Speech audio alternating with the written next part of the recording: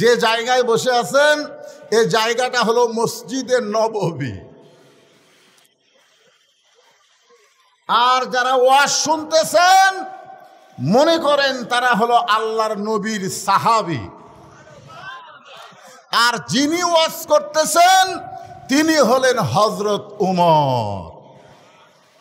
মনে করার কথা বলছি। এখন আপনাদের কাছে আমার প্রশ্ন হলো, মসজিদে নববী জায়গা হিসাবে কেমন জায়গা? কথা কন না কেন, কেমন জায়গা? যাই কথা বলতেছেন না যে মসজিদ নববী কেমন জায়গা, এটা বলার পরে যে ভালো বলতেছেন না, ওই মরার আগে আল্লাহর জবান বন্ধ করে দিবে। আচ্ছা, মসজিদ নববী নিয়ে আপনাদের কোনো সন্দেহ আছে? যেখানে 1 রাকাত নামাজ পড়লে আল্লাহ খুশি হয়ে 50 রাকাত নামাজের সওয়াব দেয়। তাহলে বলেন মসজিদ নববী কেমন জায়গা? আর নবীর সাহাবী তারা কেমন মানুষ, কত ভালো। আল্লাহ কোরআনে বলেছেন রাদিয়াল্লাহু আনহুম ওয়া রাদু আন যালিকা লিমান খাশিয়া রাব্বাহ। নবীর সাহাবী যারা বিনা হিসাবে জান্নাতি তারা। আপনারা বলেন তো নবীর সাহাবীদের কোনো হিসাব দেওয়া লাগবে? কারণ আল্লাহ বলেছেন রাদিয়াল্লাহু আনহু ওয়া রাদু আন, এই জন্য আল্লাহ তাদের প্রতি রাজি হয়ে গেছে। সেই সাহাবীরা হলেন শ্রোতা, আর যিনি ওয়াজ করতেছেন তিনি হলেন হযরত উমর। আপনারা বক্তা কেমন ভালো, খালি ভালো। আল্লাহ রাসূল বলেছেন আমার পরে কেউ যদি নবী হতো লাকানা উমর, আল্লাহ উমরকে নবী হিসাবে পাঠায়া দিত। নবুয়তের দরজা বন্ধ হয়েছে বলে হযরত উমর নবী হওয়ার পারে নাই, কিন্তু নবী হওয়ার সব যোগ্যতা আল্লাহ হযরত উমরকে দান করেছে। সেই হযরত উমর ওয়াজ করতেছেন, সেই ওয়াজটা আমি আপনাদের সামনে আজকে রিলে করব। কারণ 5ই আগস্টে বাংলাদেশ স্বাধীন হয়ে গেছে, এখন হক কথা বলতে আর কোনো অসুবিধা নাই। উমর ফারুকের জন্য আল্লাহ তাআলা কোরআনে একটা আয়াত নাজিল করেছিলেন, কুল জাল হক ওয়া যাহাকাল বাতিল ইন্নাল বাতিলা কানা যাহুকা। হক যখন আসবে তখন কোনো বাতিল থাকবে না, আলো জ্বললে কোনো অন্ধকার থাকবে না। জোরে বলেন কথা ঠিক কিনা? এই জন্য আমরা স্লোগানের মধ্যে বলি আল কোরআনের আলো ঘরে ঘরে জ্বলো। তাহলে রাস্তা দিয়ে যখন আসবেন, রাস্তা যদি অন্ধকার হয়, আপনার ঘরে আছে আলো, রাস্তা হলো অন্ধকার, তাহলে কেমনে আসবেন? এই জন্য বলতে হবে আল কোরআনের আলো সব জায়গায় যাবে, মানে কোনো জায়গা বাদ দেওয়া যাবে না। জোরে কোন ঠিক?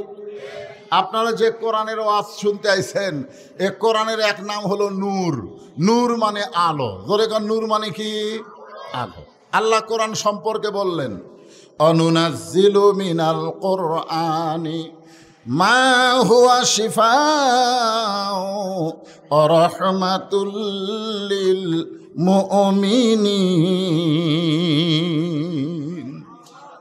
এই আয়াতের বাংলা অর্থ হলো সব সমস্যার সমাধান দিতে পারে আল কোরআন।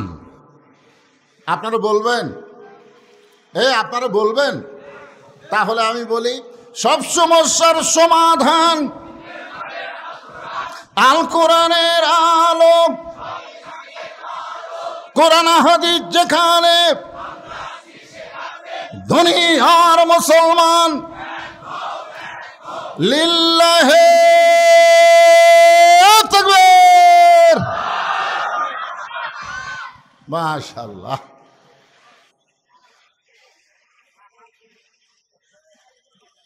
উমর ফারুক যখন মসজিদের মেম্বরে বসে ওয়াজ করতেছেন, ওই সময় তিনি ছিলেন বাংলাদেশের মতন 96টা দেশের খলিফা।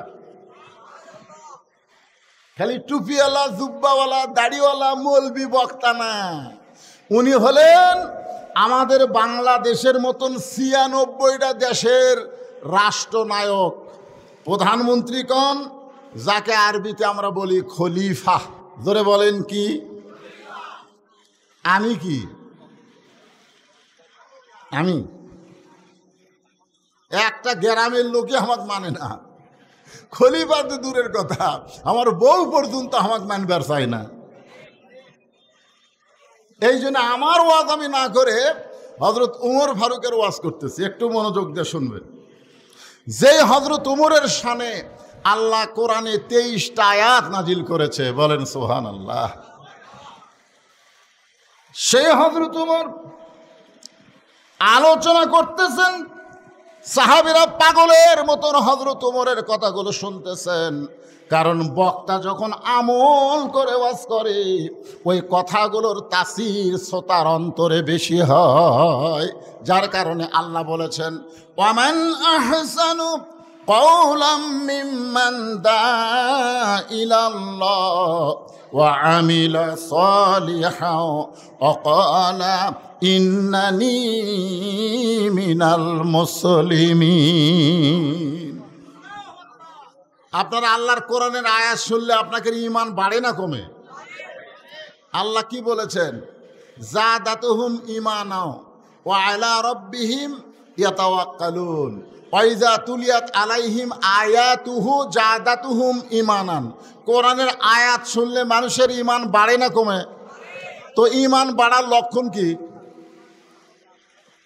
চুপ থাকা? চুপ থাকা? খালি 16 বছর আমরা চুপ থাকার কারণে স্বৈরাচারী আমাদের মাথার উপর ছিল। জোরে কোন কথা ঠিক কিনা? কথা কয় না মানুষ। গত হাটে গোস্ত নিয়ে আইছে, আমি যুক্তি দিচ্ছি, 500 টাকা কেজি। পরের হাটে গেছে 550 টাকা, তারপরের হাটে গেছে 600 টাকা। প্রতি হাটে কয় টাকা করে বাড়তিছে? কিন্তু যাই গোস্ত কিনে ও কোনো কথা কয় না। কষাই দেখতেছে মানুষ যখন কথা কয় না, তখন ইচ্ছা মতোই দাম বাড়ান যাবে। ধরে কোন ঠিক কিনা? তখন বউ বলতেছে, স্বামী গো, হঠাৎ জামাই চলে আসলো, আজকে কিন্তু 1 কেজি নিলে হবে না, 2 কেজি নেওয়া লাগবে। এখন স্বামী 2 কেজি গোস্ত নেওয়ার জন্য 1200 টাকা নিয়ে গেছে। কয় টাকা? 1200 টাকা নিয়ে গেছে। 2 কেজি গোস্ত নিয়ে যেই মাত্র 1200 টাকা দিছে, তখন গোস্তওয়ালা বলতেছে, ভাই গোস্তর দাম তো 1400। চিন্তা করতেছে 500 টাকার থেকে বারবার ধরলো, কোনো কথাবার্তা বললাম না। এখন কিনা লাগতেছে কত? 700। ধরে কোন কত? তখন ও আস্তে করে যে কষায়ের সামনে যে দাও আছে, ওই দাওটা নিয়ে সামনে যে একটা যে কাঠ আছে, কাঠের উপরে গোস্ত কাটে, ওই কাঠে একটা মারছে লাত্তি মারা কষায়ের কান্দের উপর দাও তুলে বলতেছে, বল কত করে কেজি বল। তখন কষাই বলতেছে, ভাই আপনি যা দিবেন তাই। তার মানে বোঝা গেল, মানুষ যখন জবান খুলবে তখন সেই এলাকার মধ্যে কোনো অন্যায় অবিচার হবে না। ধরে কোন কথা ঠিক কি না? হ্যাঁ, দিনের ভোট রাতে করলো, বিনা ভোটে সব নেতা হলো। আপনারা বলেন তো, বিবাহ না করে কেউ যদি সন্তানের বাপ হয়, ওই সন্তান হালাল জাদা হয় না, ও হারাম জাদা হয়। জোরে কোন কথা ঠিক কিনা? ভোট না পাইয়া যারা এমপি ইলেকশন করলো, সংসদে গেল, ওরা কোনোদিন হালাল নয়, ওরা হলো হারাম। জোরে বলেন কথা ঠিক? কিন্তু আমরা কথা বলিনি, আমাদের কথা বন্ধ। এখন কথা বন্ধ করলে হবে না। কোরআনের আয়াত তেলাওয়াত হওয়ার সঙ্গে সঙ্গে জবান খুলে বলতে হবে আল্লাহু আকবার। বলতে পারবেন? মাশাআল্লাহ। তাহলে কি বললাম? আল্লাহ বলতেছেন, ওই ব্যক্তির চাইতে উত্তম কোনো ব্যক্তি নাই যে ব্যক্তি আল্লাহ রাস্তায় মানুষকে দাওয়াত দেয়। শুধু দাওয়াত দেয় না, সে নিজে আমল করে এবং মুসলমান হিসাবে পরিচয় দেয়। আপনারা বলেন তো, আমাদের মতন বক্তা যারা আমরা ওয়াজ করি, আমরা যে ওয়াজ করি সে ওয়াজ অনুযায়ী আমল নাও থাকতে পারে, কিন্তু হযরত উমর যে ওয়াজ করতেছে, আপনারা বলেন তো উমর আমল না করে ওয়াজ করতেছে? এখন চিন্তা করেন, যে বক্তার ভিতরে আমল আছে ওই বক্তার কথার মধ্যে তাসির আছে, আর যে বক্তার আমল নেই ওই বক্তার কথার উপরে তাসির নেই। হযরত ওমর যখন আলোচনা করতেছেন এমন সময় সাহাবীরা পাগলের মতন তার কথাগুলো শুনতেছেন। এমন সময় এক বেদুইন সাহাবী পিছন দিক থেকে দাঁড়িয়ে বলতেছে, ইয়া আমিরুল মুমিনিন, আপনার আলোচনা আমি শুনব না। সমস্ত সাহাবীরা পাগলের মতন যখন ওয়াজ শুনতেছে, পিছন দিক থেকে একজন সাহাবী, তাও আবার বেদুইন সাহাবী, পাহাড়ি এলাকার সাহাবী, যাযাবর, যার কোনো ঘর নাই বাড়ি নাই, এরকম একটা সাহাবী পিছন দিক থেকে দাঁড়িয়ে বলতেছে, ইয়া আমিরুল মুমিনিন, আপনার আলোচনা আমি শুনব।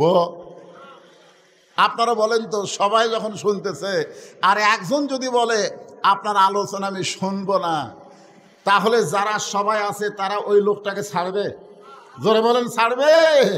মনে করেন সাইদি হুজুর যদি ওয়াজ করে আর পিছন দিক থেকে এক শ্রোতা যদি বলে, হুজুর কি ওয়াজ করেন, আপনার ওয়াজ আমি শুনবো না, আপনারা বলেন তোর বাঁচা আছে?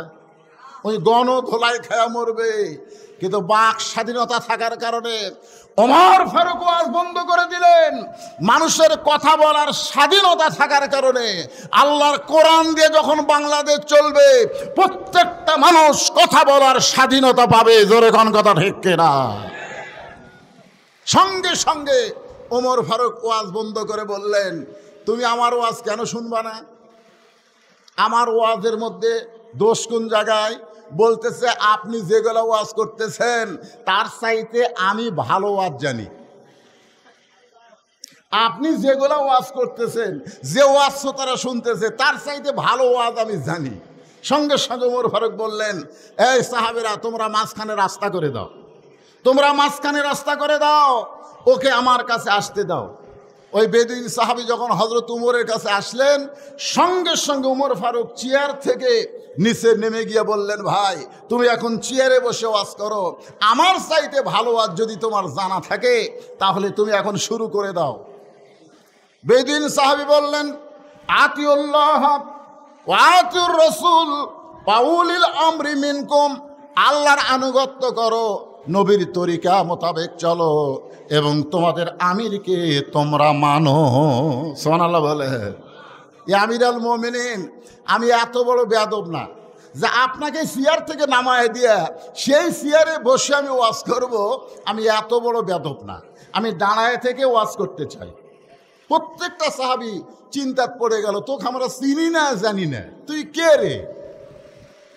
হ্যাঁ, তুই ওয়াজ করবি? উমর ফারুককে ওয়াজ বন্ধ করে দিয়া উমর ফারুক বললেন, আমি তার ওয়াজ শুনতে চাই।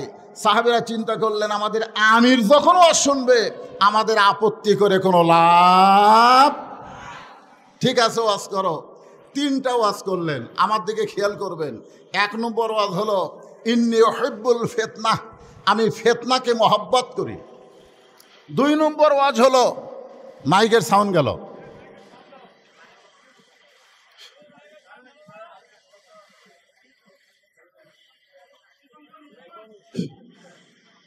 লা ইলাহা ইল্লাল্লাহ,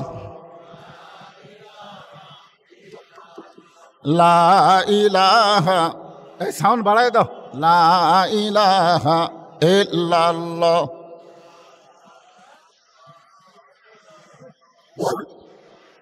মাইকের সাউন্ড তো কমে গেছে রে ভাই।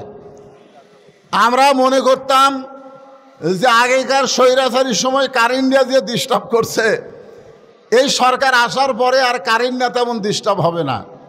কিন্তু আগেকার সরকার ওই ভারতের আদানি গ্রুপ নাকি গ্রুপের সাথে কারেন্টের একটা চুক্তি করেছিল, যেই চুক্তিটা বর্তমানে ভঙ্গ হওয়ার কারণে কিছুদিন হলে কারেন্ট একটু সমস্যা করতেছে। কারেন্ট আসার সাথে সাথেই আপনার জেনারেটর বন্ধ করে এরা লাইন দিচ্ছে। আবার যদি কারেন্ট যায়, ফ্যানগুলো ঘরে না কেন ভাই?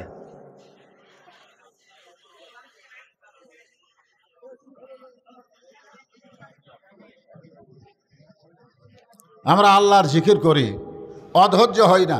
ইন্নাল্লাহর সঙ্গে কে আছে? আরো জোরে বলেন।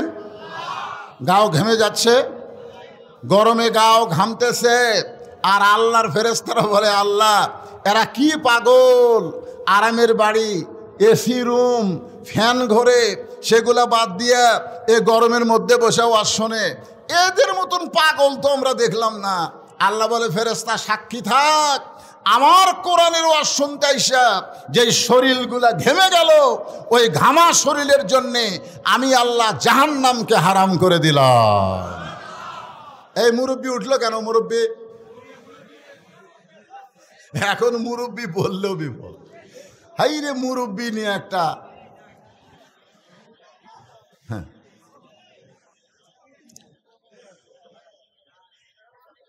কি বলতেছিলাম, 1 নম্বর ওয়াজ করেছে ইন্নী উহিব্বুল ফিতনা, আমি ফিতনাকে মহব্বত করি। আপনারা বলেন তো 1 নম্বর ওয়াজ যেটা করছে বেদুইন সাহাবী, ওয়াজটা ভালো না খারাপ? ভালো। কি কয় রে? আল ফিতনা তো আসাদ্দু মিনাল কতল, আল ফিতনা তো আসাদ্দু মিনাল জিনা। ফিতনা হলো কতলের চাইতেও, জিনার চাইতেও মারাত্মক গুনাহ। এখন বর্তমান বাংলাদেশে আগামী নির্বাচনে আমরা সমস্ত ইসলামী দল একত্র হয়ে নির্বাচন করতে চাই। এর মধ্যে যদি কোনো এক দল ফিতনা বাজায়, কি মনে করতেছেন? আমরা মুজিব শাসন দেখেছি, দেখিনি? আমরা জিয়াউর রহমানের শাসন দেখেছি, কি কর ভাই দেখেন নাই? আমরা এরশাদ চাচার শাসনও দেখেছি তো। আমরা বেগম জিয়ার শাসন দেখছি, আমরা হাসিনার শাসন দেখেছি, বেগম জিয়ার শাসন দেখেছি, আবার ভোট ছাড়া 16 বছর আমরা শাসন দেখলাম। এই 50 বছর হলে আমরা দেখতেছি মানব রচিত, মানুষের তৈরি আইন দিয়া শাসন। আগামীতে আমরা দেখতে চাই আল্লাহর কোরআনের বাংলাদেশ, ঠিক কিনা বলেন? আল্লাহর কোরআনের বাংলাদেশ যদি দেখবার চাই, তাহলে মনোযোগ ছাড়া আজগার ওয়াজ শোনার কোনো উপায় নেই। আসলেই তো ফিতনা খারাপ। আর ওই বেদুইন সাহাবী উমর ফারুক হাজার হাজার সাহাবীর সামনে বলতেছে, আমার 1 নম্বর ওয়াজ হলো ইন্নী উহিব্বুল ফিতনা, আমি ফিতনাকে মহব্বত করি। 2 নম্বর ওয়াজ হলো ইকরাহুল হক, আমি হককে পছন্দ করি না। আল্লাহ কোরআনে বলেছেন কুল জাল হক ওয়া যাহাকাল বাতিল, হক হচ্ছে আল্লাহর পছন্দ, বাতিল হচ্ছে শয়তান। জোরে বলেন ঠিক কিনা? আর লোকটা বলছে আমি হককে পছন্দ করি না। 3 নম্বর ওয়াজ হচ্ছে ওয়াশহাদু মালাম আরাহ, আমি না দেখা জিনিসের সাক্ষী মারি। 71-এ জন্ম নিয়ে আমি বলি যুদ্ধের সময় এরা যুদ্ধ অপরাধী। আপনারা বলেন তো 71-এ জন্ম নিয়ে সে কারা স্বাধীনতার শত্রু, এই সাক্ষী কেউ দিবার পারবে? যদি দেয় এটা কি দেখা সাক্ষী না না দেখা সাক্ষী? শুনিছে শোনা? আপনারা বলেন দেখা আর শোনায় দুটা কি এক? কেউ যদি আপনাকে বলে নওগাঁয় একটা মানুষ মারে 6 টুকরা করছে, আপনি যদি তাকে বলেন তুই কি দেখছিস ভাই? কয় না রে, রাস্তাঘাটে সেই পাগলা, শোনা কথার দাম নেই। এই 3টা ওয়াজ যখন করলেন,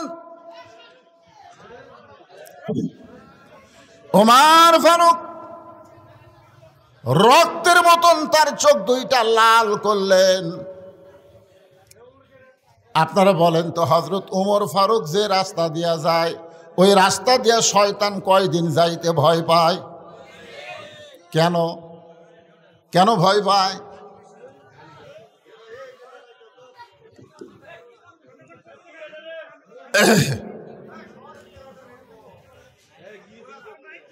না মাইক ঠিক থাকলে হবে না তো, শ্রোতার আমার দেখা লাগবে না? ইউটিউবে ফেসবুকে আমার ওয়াজ শুনতেছে না, কারণ কোনো ওয়াজ শোনা বাকি আছে তো আমাকে দেখবার আচ্ছে রে পাগলায়, দেখান লাগবি তো, খালি শুনালে কাম হবে। আজকে একটু আমার প্রাণ ভরে দেখবে, কালো মানুষ না হয় রে, না না গুণের কথা বলতেছি না, হ্যাঁ, সবাই একটু দেখবার চাই কি চায় না? এমনকি মেয়েরা পর্যন্ত স্যাটেলাইট ছাড়া আর ওয়াজ শোনে না, যে বদরুল রশিদকে আমরা একটু প্রজেক্টরের মাধ্যমে দেখবার চাই। আপনারা করছেন কিনা সেটা জানি না। মেয়ে মানুষের কি বসার ব্যবস্থা আছে এখানে? মাশাআল্লাহ। একটু মনোযোগ দিয়ে শোনেন। ওমর ফারুকের চেহারা রক্তের মতো লাল, কিন্তু ইসলামী আদর্শের নেতা যখন কেউ হবে, সঙ্গে সঙ্গে নেতা রাগ করতে পারবে না। যেমন বাংলাদেশে জামাত ইসলামের আমির এত নির্যাতনের পরেও বললেন আমরা ক্ষমা করে দিলাম। জোরে খান ঠিক কিনা? এটা নিয়ে কত চর্চা করে, এ ক্ষমা করলো কে? এই ক্ষমা আপনারা বোঝেন? এ ক্ষমার নাম হলো হেকমত। জোরে বলেন, নাম কি? জাগা মতো মার কিন্তু ঠিকই হবে। এই ক্ষমা মানে ক্ষমা না, এই ক্ষমা মানে বোঝা লাগবে, সেটা আমি আজকে বুঝাই দিব।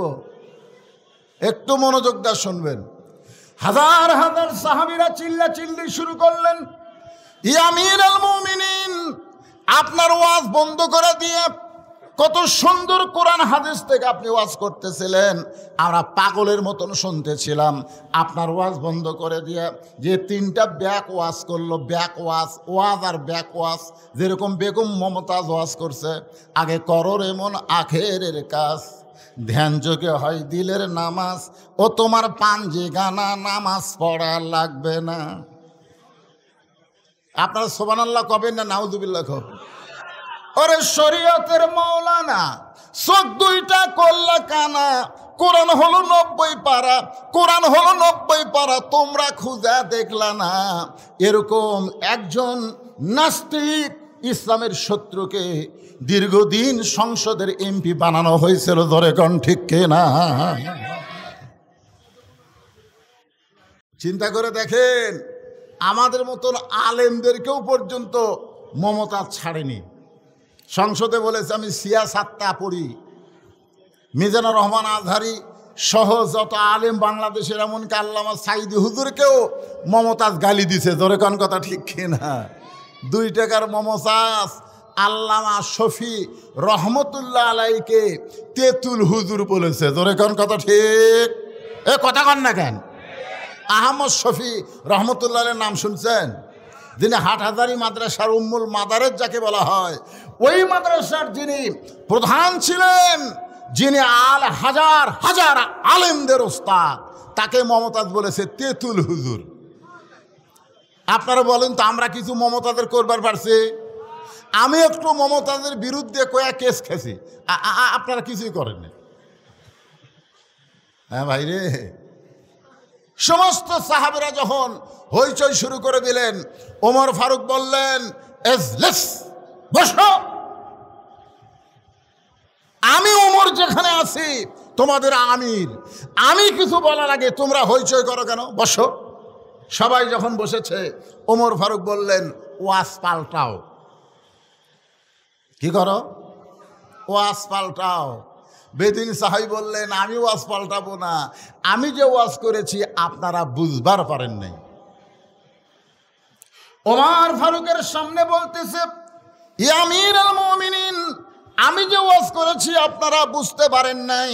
ওমর ফারুক মনে করলেন লোকটার মাথা খারাপ, পাগল হয়ে গেছে, মানসিক রোগী, তাকে জেলখানার মধ্যে বন্ধ করলেন। কারণ গণধোলাই খাওয়া থেকে ওই লোকটা হেফাজত করার জন্য ওমর ফারুক জেলখানায় বন্দি করলেন।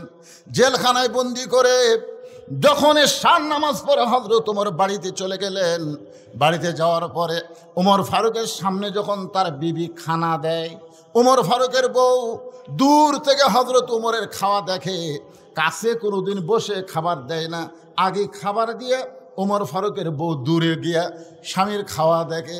হযরত ওমর ফারুক প্রত্যেক দিন খাবার আগে একটা দোয়া পড়েন, আল্লাহুম্মা বারিক লানা ফিমা রাযাকতানা ওয়া কিনা আযাবান নার। আল্লাহ রাসূল বলেছেন, তুমি যখন খাবার সামনে পাবে, ইচ্ছা মতো তুমি খানা খাবা না, তোমার ক্ষুধাকে তুমি 3 ভাগ করবা। জোরে কোন কয় ভাগ করবা? 1 ভাগ খাদ্য খাবা, 1 ভাগ পানি পান করবা, আর 1 ভাগ আল্লাহর জন্যে ফাঁকা রাখবা। এই তরিকায় কেউ যদি খায়, কোনোদিন বুকের চাইতে তার পেট উঁচু হবে না। খাবারও একটা সাইজ আছে, 1 ভাগ খাওয়া লাগবে। কয় ভাগ? আপনি সামনে খালি গরুর গোস্ত, খাসির গোস্ত, মুরগির গোস্ত, ইলিশ মাছ, ওরে বাবারে আজকে একটা খাওয়া দিমরে সমানে খাইতে খাইতে টুটি পর্যন্ত খাওয়ার পরে বলতে থেকে, ভাই দই আছে?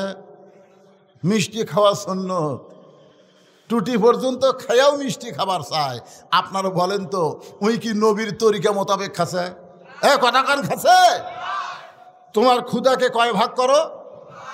1 ভাগ খাদ্য খাবেন। শোনেন, সবার জন্য বলতেছি, 1 ভাগ পানি পান করবেন, আর 1 ভাগ ফাঁকা রাখবেন। আপনার এই বুকের উপর কোনোদিন ভুঁড়ি উঠবে না। বুকের উপর ভুঁড়ি ওটা মানেই আপনি পুরুষ মানুষ দুর্বল হয়ে যাবেন। জোরে কোন কথা ঠিক কি না? ওমর ফারুক দোয়া পড়ে খাবার শুরু করবেন। উমরের বউ দূর থেকে স্বামীর খাওয়া দেখেন, কারণ হযরত উমর প্রত্যেক দিন খাওয়া শেষ করে বিবির জন্য দোয়া করে, আল্লাহ, যে বউটা আমাকে কষ্ট করে রুটি হালুয়া তৈরি করে দেয়, ওই বউটাকে তুমি জান্নাত দিও। হাসরের ময়দানে আমি উমর বেহেশতের হুর গেলমান চাই না, আমার বউটাকে নিয়েই আমি জান্নাতে থাকতে চাই। আপনারা বলেন, কোনো স্বামী যদি এইরকম দোয়া করে, তাহলে বউ খুশি হবে না বেজার হবে? আর আমরা কি দোয়া করি? আমরা দোয়া করি, আল্লাহ তুমি আমাকে জান্নাত দিও, আল্লাহ জান্নাতে হুর দিও। বউ চিন্তা করে, খেরে জান্নাত চাইলো ঠিক আছে, জান্নাতে আবার হুর কি? একদিন স্বামীকে বলছে, স্বামী হুর মানে কি? স্বামী বলছে যে, হুর মানে সেই রকম সুন্দরী, তোর মতন বেয়া সাইজা না। তুই কি মনে করছিস দুনিয়াতে ঠকছি মরার পরে ঠকমকে রে? কমপক্ষে 70টা হুর পামরে, 1-1টা হুর সেই বলে পপি শাবনুর কুলাবি না রে।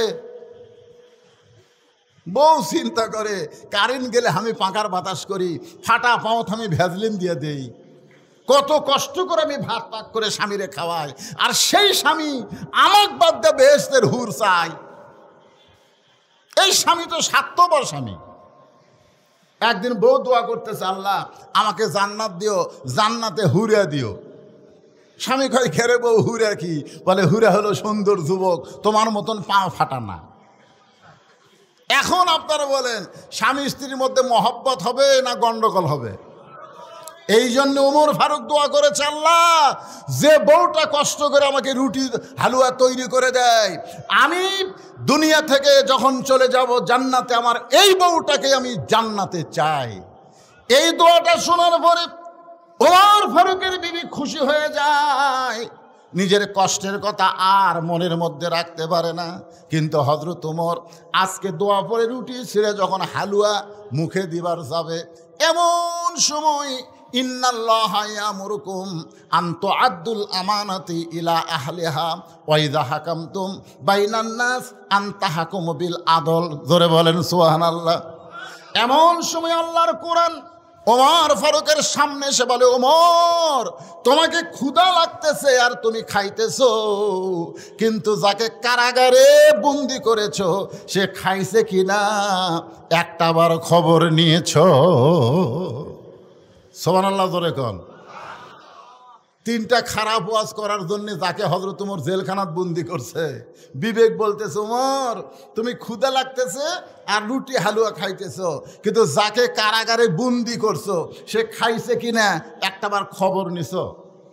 আল্লাহ কোরআনে বলেছেন, ওয়াইজা হাকামতুম বাইনান নাস আন তাহকুমু বিল আদল। মানুষের ভিতরে তোমাকে যখন উচ্চ আসন দেওয়া হবে, চেয়ারম্যান করা হবে, মন্ত্রী করা হবে, এমপি করা হবে, তখন তুমি খাওয়ার আগে তোমাকে যারা ভোট দিয়ে নেতা বানাইছে তারা খাইছে কিনা একটাবার খবর নেওয়া লাগবে। জোরে বলেন কথা ঠিক? তুমি খাইতে খাইতে গোটা বাংলাদেশ খাইছো। ডক্টর ইউনূস জাতিসংঘের অনুষ্ঠানে গিয়া বলল, গোটা বাংলাদেশ ধুয়া করে দিছে।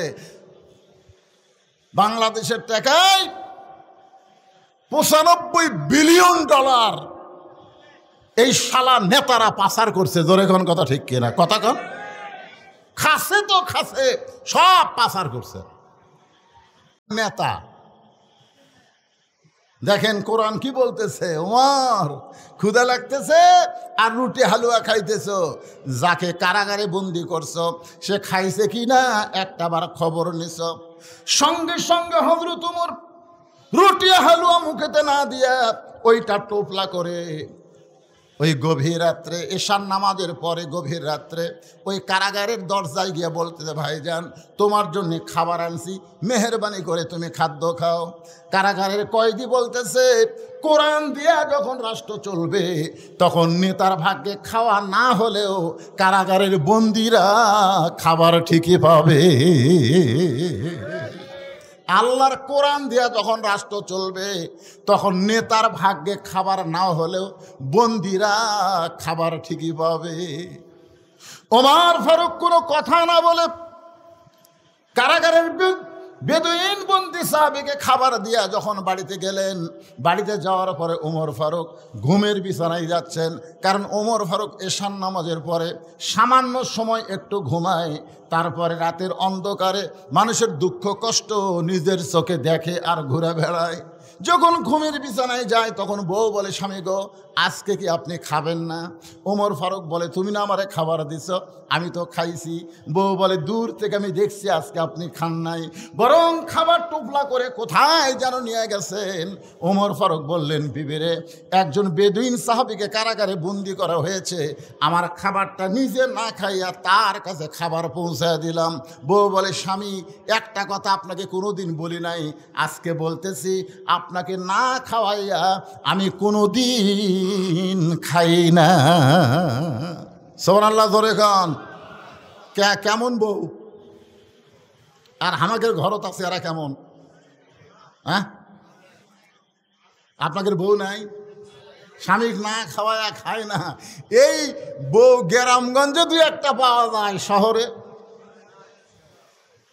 ওমর ফারুকের বিবি বলতেছে, আপনাকে কোনোদিন বলি নাই, আজকে বলতেছি আপনারে না খাওয়ায়া আমি কোনোদিন খাই না। তো আপনার যখন খাওয়া হয়নি তো কি হয়েছে, আমারটা তো আছে, চলেন আমরা দুইজন খাই। এখন বিবির খাবার, স্বামী স্ত্রী দুইজন দোয়া পড়তেছেন, আল্লাহুম্মা বারিক লানা ফিমা রাযাকতানা ওয়া কিনা আযাবান্নার। এই বলে হযরত ওমর বিবির খাওয়া ভাগ করে যখন মুখে দিবার চাই, এমন সময় বিবেক বলতেছে, ওমর যাকে কারাগারে বন্দি করছো তাকে না হয় তোমার খাবার দিয়েছ, কিন্তু সে যদি বাড়ির কর্তা হয়, সে যদি বাড়ির অভিভাবক হয়, আর অভিভাবককে বন্দি রাইখা তার বাড়ির খবর না যায় না, তুমি কেমনে খাও? সুবহানাল্লাহ, ধরে কান। আল্লাহর কোরআন দিয়ে যখন বাংলাদেশ চলবে, এই বাংলাদেশের কোনো নেতা দুর্নীতি করতে পারবে? ওয়াইযা হাকামতুম বাইনান নাস আন তাহকুমু বিল আদল। আমি ওয়াজে বলি, 6 বছর ধরে ন্যাংরা আমের চাষ করছে। জ্যৈষ্ঠ মাসে দেখতে গেছে আম পাকছে কিনা, দেখবার যায় দেখে ছোট বাচ্চা গাছের ডালে বসে আম পাড়তেছে আর ব্যাগ ভরাচ্ছে। বাগানের মালিক বলে, আমি খাই নাই, পরিবারের কেউ খায়নি, আর তুই আমার গাছে তোর আম পাড়তেছিস, তোর বাপক যা বিচার দি মরে। ছেলে খালি মুচকি মুচকি হাসে। বাগানের মালিক বলে, হাসিস কেন? বলে, হাসার কারণ হলো আমার বাপক কোথায় যা বিচার দেবেন, আমার বাবাও তার এক গাছত চড়ছে। বাগানের মালিক তাকায় দেখে ওর বাপ খালি আম পাড়ে আর বস্তা ভরায়। গাছের ছায়ায় বসে কান্দের বলে, আল্লাহ বিচার দিমো কার কাছে? বেটাও চোর, বাপও চোর। আজকে আমাদের বাংলাদেশের অবস্থা তাই হয়ে গেছে, বিচার দিবেন কার কাছে? আলেমগুলা জেলখানায় আর বদমাশগুলা সব জামিন পায়। জোরে কোন কথা ঠিক কিনা? চিন্তা করছেন? মাহমুদুর রহমান সবচাইতে বাংলাদেশের ভালো সাংবাদিক। জোরে কোন কথা ঠিক কিনা? মিস্টার জয় সাহেবকে নাকি সে হত্যা করবি, মিথ্যা একটা মামলা দিয়া 6 বছর জেল দিল, 7 বছর জেল দিল। তিনি তার মাকে দেখতে এসে একটু হাজিরা দিছে, আবার তাকে গ্রেফতার করে থানার দিছে। এগুলো আইন নয়, এগুলো আইনের নামে প্রহসন চলেছে। চোরেরা বিচারক হয়ে গেছে। জোরে কোন কথা ঠিক কিনা? বিচারক যদি চোর হয়, চোরের কাছে আপনি কি বিচার পাবেন? বেটা চোর, বাপও চোর।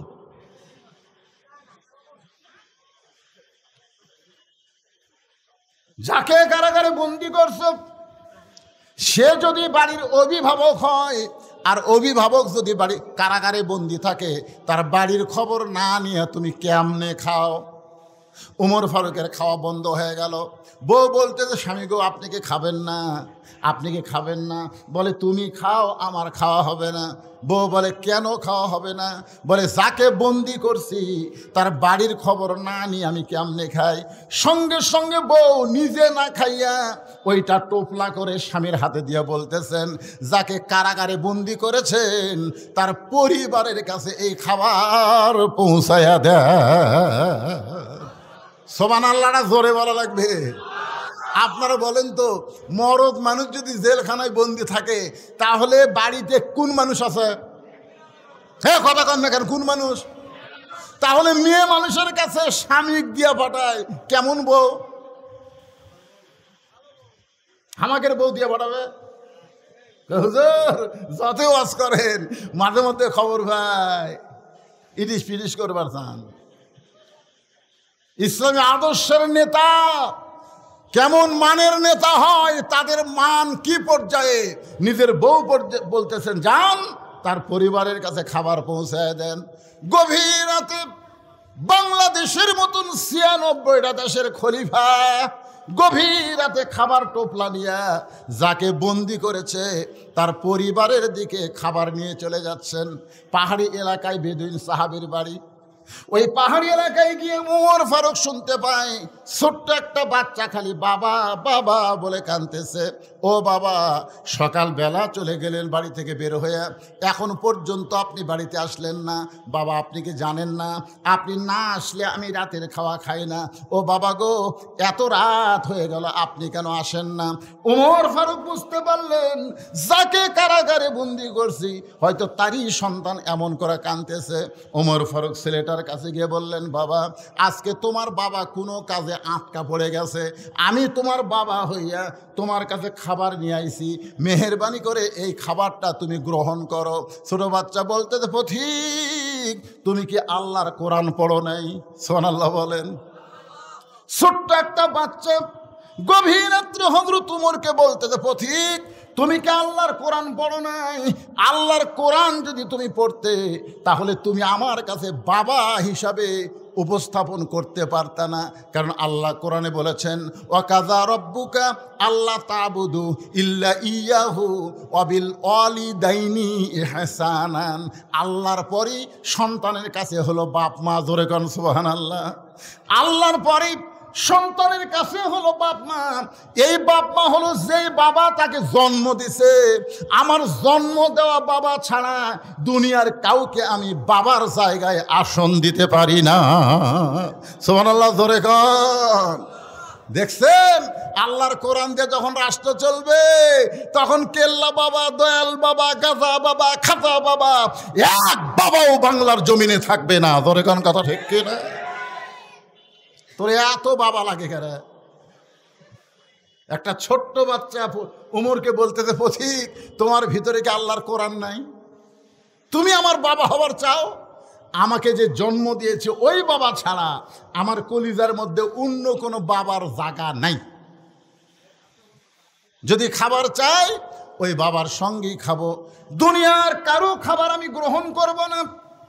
সঙ্গে সঙ্গে হযরত ওমর ওই ছোট বাচ্চাকে কাঁধে করে নিয়ে বন্দি সাহাবীর জেলখানার দরজায় পৌঁছায় দিলে। ওমর ফারুক বললেন ওই ঘরের মধ্যে তোমার বাবা। ছেলেটা দৌড়ে গিয়া দরজার সামনে গিয়া তাকায় দেখে ভিতরে খাঁচার মধ্যে ময়না পাখি বন্দি হয়ে আছে। খাঁচার মধ্যে কি পাখি? ময়না পাখিরা কোথায় থাকে? আর কাউয়া খালি কা কা করে আর খেলা হই কে রে কাউয়া তোর মাজা ভাঙ্গা, তুই খেলবো কেমনে রে? তোর এখন কথা ঠিক কি না? রে কাউয়া রে, হ্যাঁ, কাওয়া কইল পালাবো না, পালাবো না, দরকার হলে ঠাকুর গাঁয়ের ফখরুলের বাড়ি যাব। জনগণ মনে করতেছে কাওয়াগান ফখরুল সাহেবের বাড়িতে আছে। কাউয়া ময়না পাখি 50 বছর কোরআনের তাফসীর করেছে। ধরে বলেন কথা ঠিক কিনা? ময়নারে তোমরা খাঁচাই বন্দি করে থুয়া কাউয়ারে তোমরা ছাড়া দিছে। কাউয়া আমি যে বলবো কারে ছাইড়া দিছে আপনার জোরে বলবেন। কাউয়া বলতে পারবেন না ভাই? ময়না পাখিরে বন্দি রাইকে কারে ছাইড়া দিছে? আরো জোরে, জোরসে বলেন। জোর হলো না, আরো জোরে। কাউয়া, এবার বুঝছি কাউয়ার খবর কি। এ ওয়াজ খালি এই আপনাকে এলাকার থাকতেছে রে, ওয়াজ গোটা বিশ্ব রিলে হচ্ছে। তোর এখন ঠিক না? কাউয়া যেটি বলে থাক, কাউয়া যেটি থাক, শুনবার ভাবি কে রে? ওরে বাবা রে।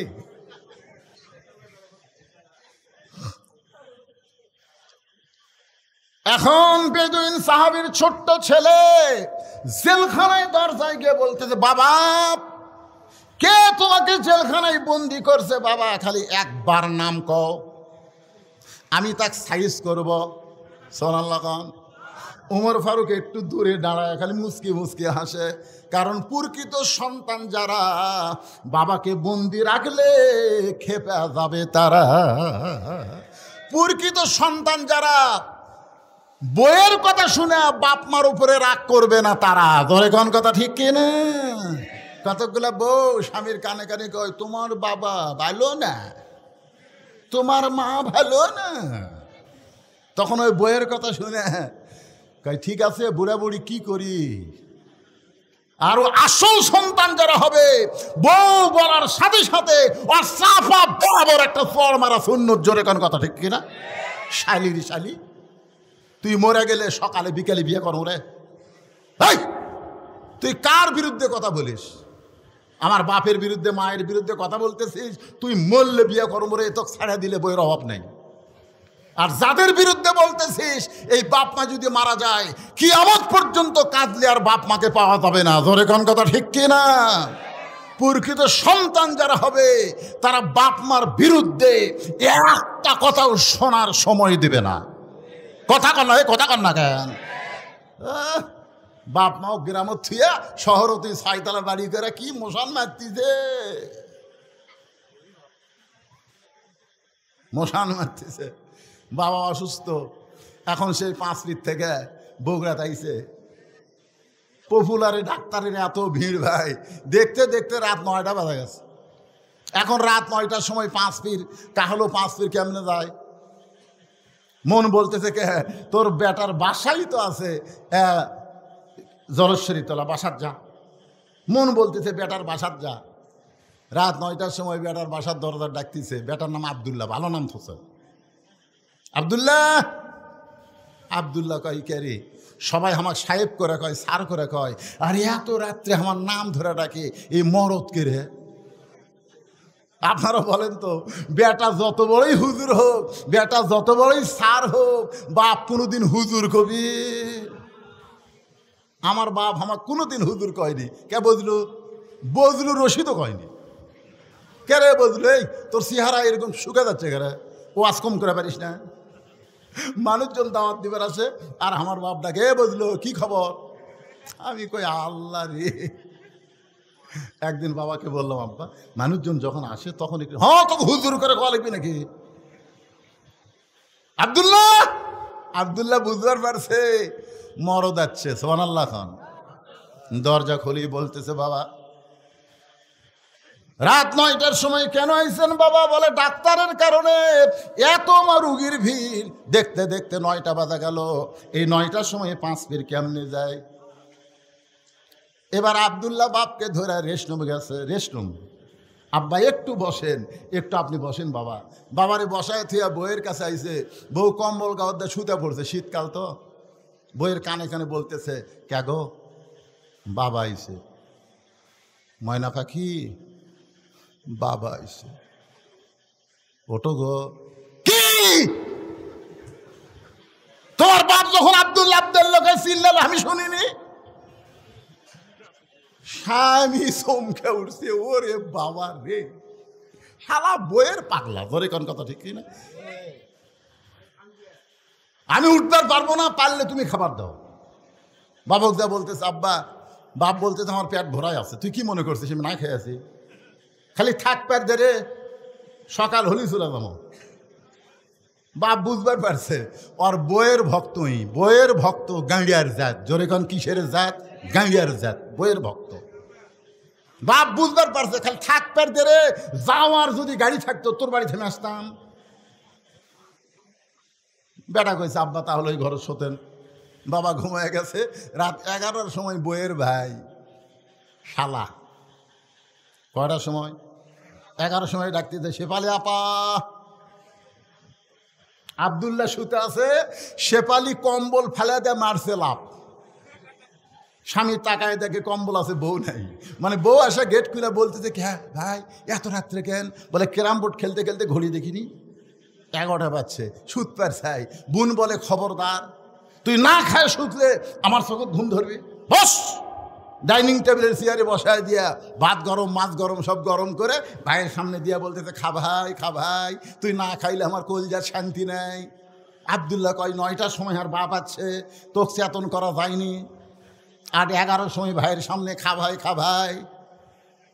বার হয়ে দেখে 5 তরকারি গরম ভাত, শালার মাথার বইয়ের হাত। কয় তরকারি? 5 তরকারি গরম ভাত, শালার মাথার বইয়ের হাত। আব্দুল্লাহ আস্তে আস্তে বাবা যে ঘরে ঘুমাই, ওই ঘরের জানলার কাছে গিয়া জিরো বাল্বে বাবার শুকনা মুখ দেখতে পায়। বাবা মুখটা শুকনা করে ঘুম পাড়তেছে। আব্দুল্লাহর চোখ দিয়ে দর দর করে পানি পড়তেছে। যে বাবা না খাইয়া গ্রামের জমি বিক্রি কইরা আমাকে লেখাপড়া করে সাহেব বানাইছে, আজকে সেই বাবা না খাইয়া ঘুম পাড়তেছে। আর আমার বইয়ের ভাই শালার সামনে 5 তরকারি গরম ভাত। আমার কি করার কিছুই নাই? আমার কি করার কিছুই নাই? আল্লাহর কোরআন সামনে দাঁড়ায় বলতেছে, তুই যদি বেটা হোস, প্রকৃত সন্তান হোস, বাপের মুখের দিকে তাকালে একটা কবুল হজের সোয়াব। ধরে কারণ সুবহানাল্লাহ। আল্লাহ কোরআনে বললেন, ওয়াকাযা রাব্বুকা আল্লা তা'বুদু ইল্লা ইয়্যাহু ওয়া বিল ওয়ালিদাইনি ইহসানা। বিবেক জাগ্রত হয়ে বলতেছে, আব্দুল্লাহ, ওয়া আমিলুস সালিহা, একটা নেক আমল কর। তা আব্দুল্লাহ বলতেছে, কি নেক আমল কর্ম? বিবেক বলতেছে, তোর বাড়িতে কি কিছুই নাই? আব্দুল্লাহ চোখ বন্ধ করে দেখে উটি বলা একটা বেলান আছে, উটি বলা একটা বেলান। বিবেক বলতেছে, তোর বউ তো তোর শালা খিলাচ্ছে, তুই আস্তে আস্তে বিলে যেমন ইন্দুর ধরে, এভাবে চুপি চুপি বইয়ের পিছনে গিয়া এমন জায়গায় একটা বাড়ি মারবো, যেটি বাড়ি মারলে পুলিশকে দেখাবার পারবি না, কোনো নেতাকেও দেখাবার পারবি না। একের মেডেল পয়েন্ট একটা বাড়ি মার, যেটি উঁচা হয়ে আছে ওই জায়গা বিসমিল্লাহ করে 1 বাড়ি মারলে 1 হজ, 2 বাড়ি মারলে 2 হজ। ওই বেলান নিয়ে যায় বিসমিল্লাহ করে বইয়ের পাশায় মারছে বাড়ি। এত জোরে বাড়ি মারছে, শালাও দৌড়বো। শালা চিল্লা বলে, দুলা ভাই আমার বোনকে মারলেন কেন? আব্দুল্লাহ বলতেছে, তোর বোন আমার কে হয়? তুই যে বলতেছিস আমার বোনকে মারলেন কেন? তোর বোন আমার কে হয়? তোর বোন আমার বউ হয়। তোর বোনকে এত ভালোবাসি, আমার বাপ মাকে গ্রামে রাইকা আমি শহরে তোর বোনের জন্য একটা বাসা বানাইছি। কি জন্যে মারলাম? আয়। শালা বলতেছে, আমারেও মারবেন নাকি? বলে, তোরে মারবো না, তোরে একটু দেখাবার চাই। এবার শালার হাত ধরে বাবা যেই ঘরে ঘুম পাড়তেছে ওই ঘরের জানলার কাছে নিয়ে যা, বলে, দেখে তো ভিতরে কে ঘুম পাড়তেছে। বলে, আপনার বাবা কখন আইছে? বলে, 9টার সময় আইছে। তোর বোনকে বললাম খাবার দে, তোর বোন বলল আমি খাবার দিবার পারবো না, আপনি পারলে খাবার দেন। তোর বোন খাবার না দেওয়ার কারণে আমার বাবা না খাইয়া 9টার সময় ঘুমাইছে, আর 11টার সময় তোর সামনে 5 তরকারি গরম ভাত। বল রে শালা, বল আমার আমল কি? শালা বলতেছে, দুলা ভাই আর একটা মারেন। আর একটা মারেনি, মানুষের জাত না। এই বাপের আত্মীয় পছন্দ করে, শ্বশুরের আত্মীয় 2 চোখে দেখবার পারে না। এমন বউ বাংলার ঘরে ঘরে। জোরে বলেন কথা ঠিক কি না? আমার মায়েরা যারা পর্দার অন্তর আছেন, আপনি আপনার স্বামীর আত্মীয়কে ভালোবাসেন, দেখবেন আপনার স্বামী আপনার মা বাবার জন্য পাগল হয়ে যাবে। আপনি নিজের মাকে ভালোবাসেন কিন্তু শাশুড়িকে আপনি পছন্দ করেন না, আপনি নিজের বাবাকে পছন্দ করেন কিন্তু শ্বশুরকে পছন্দ করেন না। এজন্য সমাজের মধ্যে ফিতনা চলতেছে। জোরে বলেন কথা ঠিক কি না? ওমর ফারুক মুস্কি মুস্কি হাসতেছে। মনে আছে ছেলেটা বলতেছে, বাবা কে আপনাকে জেলখানায় বন্দি করলো? খালি একবার নাম কন, আমি তাকে সাইজ করবো। সুবহানাল্লাহ খান। সঙ্গে সঙ্গে বেদুইন সাহাবী সন্তানকে মুখে আঙ্গুল দিয়ে বলতেছে, চুপ চুপ, এই কি বলিস পাগলা, খালি নাম কর। কাছে ডেকে শুন। ছেলে যখন কাছে গেছে ফিসফিস করে বলতেছে, এই পাগলা, আমাকে কে কারাগারে বন্দি করছে, তুই তার নাম শুনবো? বলে, হ্যাঁ আব্বা, খালি নাম কন তো। বলে, তার নাম হলো হযরত উমর। যেই বলছে হযরত উমর, বেদুইন সাহাবীর সন্তান জেলখানার দরজায় বসে কান্দের, বলে, বাবা উমর ফারুক যদি আপনাকে কারাগারে বন্দি করে তাহলে আপনি অন্যায় করেছেন। সুবহানাল্লাহ বলেন। কিছুক্ষণ আগে কি বলছে? খালি নাম কন। কি বলছে? খালি নাম কন। আর এখন যেই নাম কইছে, আপনি বলেন তো ছেলেটা কার পক্ষে? সবাই বলতে হবে কার পক্ষে। কিছুক্ষণ আগে কি বলছে? খালি নাম কন, তার আমি সাইজ করব। যেই বলছে হযরত উমর, সঙ্গে সঙ্গে ছেলেটা জেলখানার দরজায় বসে কান্দের, বলে, বাবা হযরত উমর যদি আপনাকে বন্ধ করে তাহলে আপনি নিশ্চয়ই অন্যায় করেছেন। আপনারা বলেন তো, নাম শোনার সঙ্গে সঙ্গে ছেলেটা বাবার বিপক্ষে উমরের পক্ষে কেন হলো? এই কেন হওয়ার পিছনে কারণ হলো, এই ছেলেটা রাত্রেবেলা যখন ঘুম পারত না, তখন বাবা হযরত উমরের জীবনে শুনাইতো। একদিন বলতেছে, ও বেটা, তুই কি জানিস আমাদের এই মদিনায় এমন একজন খলিফা রয়েছে, সবাই যখন ঘুম পাড়ে ওই খলিফা তখন রাতের অন্ধকারে একা একা মানুষের দুঃখ কষ্ট দেখে। একদিন খলিফা মানুষের দুঃখ কষ্ট দেখতে গিয়া দেখতে পায় একটা তাঁবুর ভিতর থেকে একজন পুরুষ মানুষ বাইরে খালি দৌড়াদৌড়ি করতেছে। ওমর ফারুক লোকটাকে সালাম দিয়ে বলে, ভাই তাঁবুর মধ্যে না ঢুইকা আপনি বাইরে দৌড়াদৌড়ি করেন। লোকটা বলতেছে, আমার বাড়ি হলো অমুক দেশে, আমি অমুক দেশে যাবার চাই। এই তাঁবুর মধ্যে আমার বউ আছে, বউটা প্রসব বেদনায় ছটফট করতেছে। এখন আমি কি করব? আমি এখন পুরুষ মানুষ হয়ে তো আমার বউয়ের প্রসব বেদনার কোনো ব্যবস্থা করতে পারি না। ওমর ফারুক বলেন, একটু ধৈর্য ধরেন। এক দৌড়ে বাড়িতে আইসা তার বিবিকে নিয়ে গেলেন। ধাত্রী হিসাবে তার বউটা সন্তান ধরার পরে বললেন, খলিফাতুল মুসলিমিন ওমর, আপনার বন্ধুকে বলেন আপনার বন্ধু একটা কন্যা সন্তানের বাপ হয়ে গেছে। যে হযরত ওমর আরামের ঘুম বাদ দিয়ে মানুষের দুঃখ কষ্ট দেখে, সেই ওমর যখন আপনাকে জেলখানায় বন্দি করেছে, তাহলে আপনি অন্যায় করেছেন। ও বাবা, দরকার হলে আপনি বলেন ওমর ফারুক কোথায় থাকে, আমি তার কাছে যাব, তার হাত পাও ধরে হলেও আপনাকে জেলখানা থেকে আমি মুক্ত করব। বেদুইন সাহেব বলে, বেটা রে, উমরের দরবারে গিয়া তুই আমাকে বের করতে পারবি না। এই জেলখানা থেকে যদি বের করতে চাস তাহলে শিক্ষামন্ত্রী হযরত আলীর দরবারে যা। সুবহানাল্লাহ জোরে কর। আমি যে 3টা ওয়াজ করেছি, এই ওয়াজ করার সময় যদি হযরত আলী ওইখানে থাকতো তাহলে আমাকে জেলখানায় বন্দি হওয়া লাগতো না। কারণ আমার ওয়াজ শুধু হযরত আলী বুঝে, দুনিয়ার আর কেউ বুঝবার পারবে না। কারণ হযরত আলী হচ্ছেন এই মুহূর্তে শিক্ষামন্ত্রী। জোরে কোন কি মন্ত্রী? বেদুইন সাহাবী তার সন্তানকে বলতেছে, এই জেলখানা থেকে যদি আমাকে বের করবার চাও তাহলে শিক্ষামন্ত্রী হযরত আলীর কাছে যাও। আপনারা বলেন তো, 90% মুসলমানের জন্যে একটা ভালো শিক্ষামন্ত্রীর দরকার আছে না নাই? কিছুদিন আগে যেই মন্ত্রী ছিল নাম হলো নওফেল। ধরে বলেন নাম কি? শালা কত বড় বদমাই জানেন। আমাদের শিক্ষার মধ্যে ইসলাম তুলে দিয়ে দুর্গা পূজা মূর্তি ভরায় দিছিল। জোরে কোন কথা ঠিক? যদি বাংলাদেশে কোরআন দিয়ে রাষ্ট্র চলে, তাহলে শিক্ষামন্ত্রী প্রাইমারির শিক্ষার ভিতরে আগডুম বাগডুম ঘোড়াডুম সাজে, ঢাক ঢোলক ঝাঁদর বাজে, বাজতে বাজতে চলল ঢুলি, ঢুলি গেল কমলা ফুলি, এইগুলো শিক্ষা থাকবে না। প্রাইমারির শিক্ষাই হবে আল্লাহর কোরআনের শিক্ষা। ধরে বলেন ঠিক কিনা? ইকরা বিইসমি রাব্বিকাল্লাযী খালাক, পড়ো সে আল্লাহর নামে যে আল্লাহ তোমাকে সৃষ্টি করেছেন। আমাদের মাসুম বাচ্চাকে সেই শিক্ষা না দিয়া আয়রে আইটিয়ে না হে ভরা দিয়ে না লে গেল বোয়াল মাসে তাই না দেখা ভদর নাচে। কি এলে শিক্ষামন্ত্রী?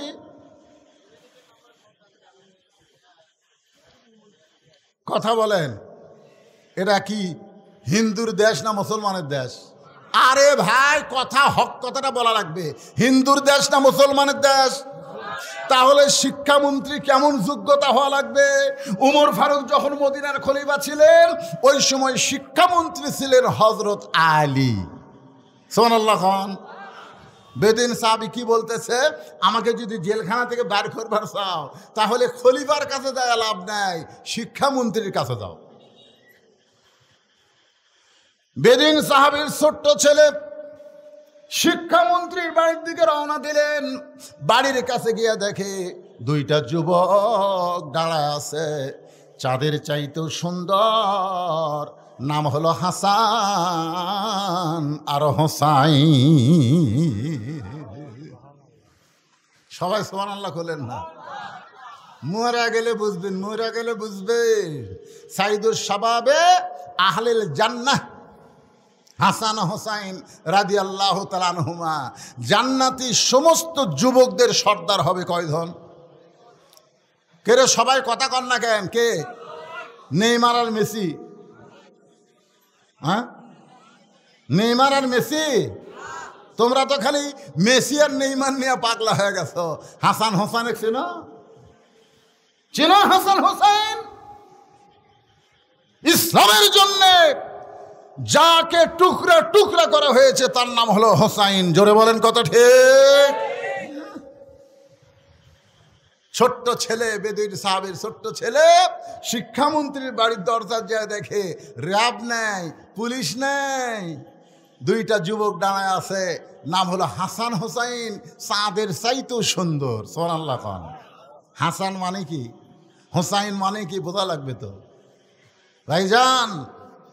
জান্নাতুল বাকি মদিনার পাশে যে গোরস্থান, এই গোরস্থান যখন জিয়ারত করলাম, একজন আমাকে বলল, হুজুর ওই যে কবর দেখতেছেন, এই কবরটা হলো হযরত হাসান রাদিয়াল্লাহর কবর।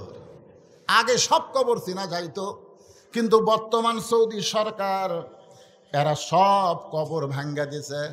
যেটা শুরু হয়েছিল বাংলাদেশে মাজার ভাঙ্গা। জোরে কন কি ভাঙ্গা? এ কথা কন কি ভাঙ্গা? আগে সব মাজার ছিল।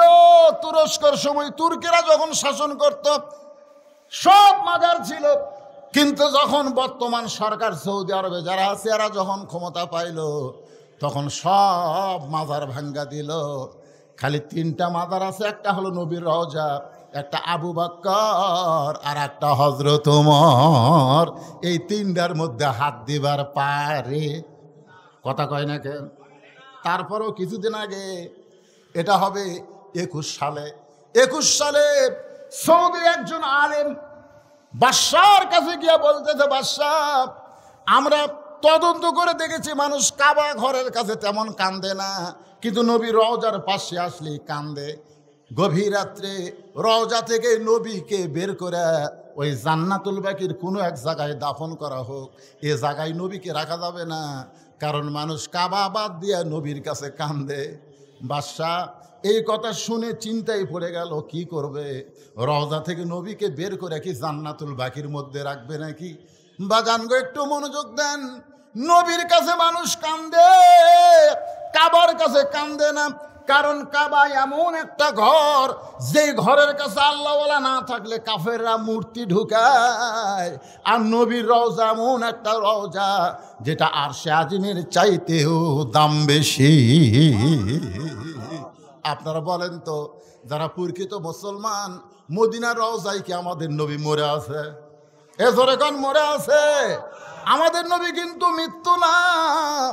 আমরা সালাম দেওয়ার সঙ্গে সঙ্গে রওজা থেকে সালামের উত্তর আসে, কিন্তু আমাদের কান খারাপ দেখে আমরা শুনবার পাই না।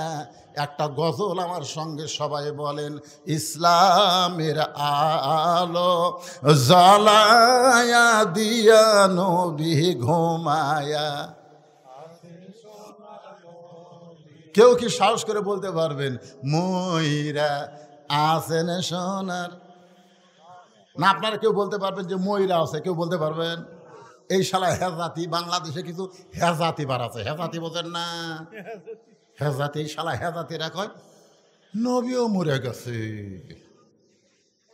নবীও যদি মরে যায় তাহলে আমরা যে দরুশে পড়বো, ফেরেশতারা লিয়ে যায়, কাক দিবি রে?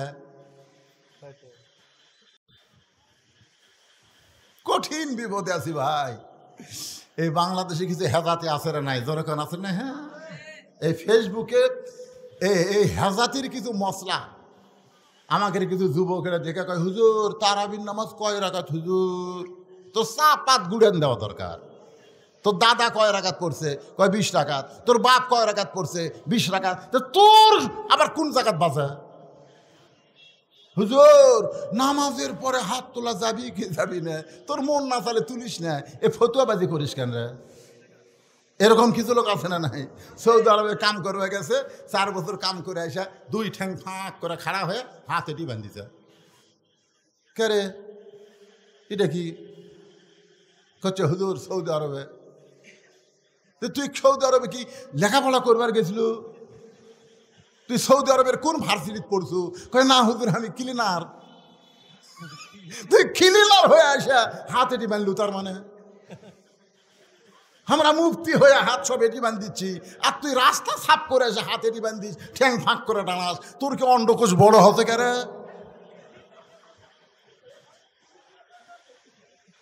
কি হাসতেছেন কেন? এরকম ফেতনা বাদ আছে না নাই? জোরে কোন এরাই ফেতনা, এরাই ফেতনা।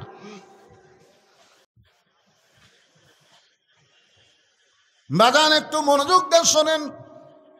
শিক্ষামন্ত্রীর বাড়ির দরজায় গিয়া হাসান আর হোসাইন ছেলেটার সালাম দিয়ে বলতেছে, শিক্ষামন্ত্রীর সঙ্গে আমি দেখা করবার চাই।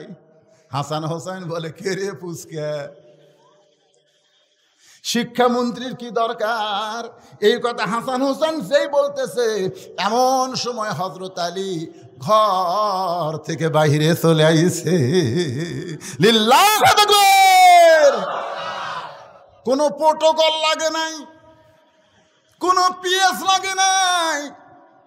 সরাসরি শিক্ষামন্ত্রী ঘর থেকে বের হয়ে এসে ছোট্ট বাচ্চাকে বলতেছে, বাবু শিক্ষামন্ত্রী তোমার কি দরকার? বলে, আমার বাবাকে হযরত ওমর জেলখানায় বন্দি করেছে। আলী বলতেছে, উমর ফারুক যখন জেলখানায় বন্দি করেছে তখন আমাক দিয়া কোনো কাম হবে না। ছোট্ট বাচ্চা বলতেছে, আমি যে 3টা ওয়াজ করেছি, যে ওয়াজ করার কারণে হযরত উমর আমাকে জেলখানায় বন্দি করেছে, ওই মাহফিলে যদি আলী থাকতো তাহলে আমাকে জেলখানায় আসা লাগতো না। তার মানে বোঝা গেল এই ওয়াজের মধ্যে কিছু গুরুভেদি আছে। ধরে কোন কথা ঠিক কিনা? আপনি ছিলেন না বলে আমার বাবাকে জেলখানায় বন্দি করেছে, মেহেরবানি করে আপনি একটু কি যাবেন? আপনি কি একটু যাবেন? একটা ছোট্ট বাচ্চার সঙ্গে হযরত আলী জেলখানার দিকে রওনা দিলেন। জেলখানার দরজায় এসে বেদিন সাহাবীকে দেখলেন, কি এমন ওয়াজ করেছো যে ওয়াজ করার কারণে তোমাকে জেলখানায় বন্দি করে রাখছে? বেদিন সাহাবী বললেন, ইন্নী উহিব্বুল ফিতনা ইকরাহুল হক ওয়া আশহাদু মা লাম আরা। সঙ্গে সঙ্গে হযরত আলী বললেন, আল্লাহু আকবার, আল্লাহু আকবার। করছো এর চাইতে হক ওয়াজ এই পৃথিবীতে একটাও নাই। জোরে কোন সুবহানাল্লাহ। হযরত আলী বলতেছে, আল্লাহু আকবার, এর চাইতে হক ওয়াজ পৃথিবীতে একটাও নাই। আর হযরত উমর অসংখ্য সাহাবীর মাধ্যমে তাকে জেলখানায় বন্দি করলো। আপনারা বলেন তো এর মধ্যে কারণ আছে না নাই? কি কারণে উমর ফারুক জেলখানায় বন্দি করলো, আর কোন কারণে হযরত আলী আল্লাহু আকবার তাকবীর দিয়ে বলতেছে এর চাইতে হক ওয়াজ আর পৃথিবীতে একটাও নাই? এটাকে আপনারা শুনবেন? আমি আল্লাহর কোরআন থেকে আপনাদের শোনাবো। কারা কারা শুনবেন দুই হাত একটু আল্লাহকে দেখান ভাইজান। লিল্লাহি তাকবীর। হাত নামান। আপনারা কিন্তু হাত তুলে শুনবার চাচ্ছেন, এখন না শুনে ওদের কেউ ধরে মুরব্বী নাকি?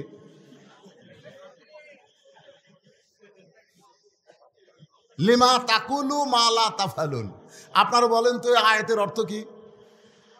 এই আয়াতের অর্থ হলো কথার সাথে কামের মিল নাই।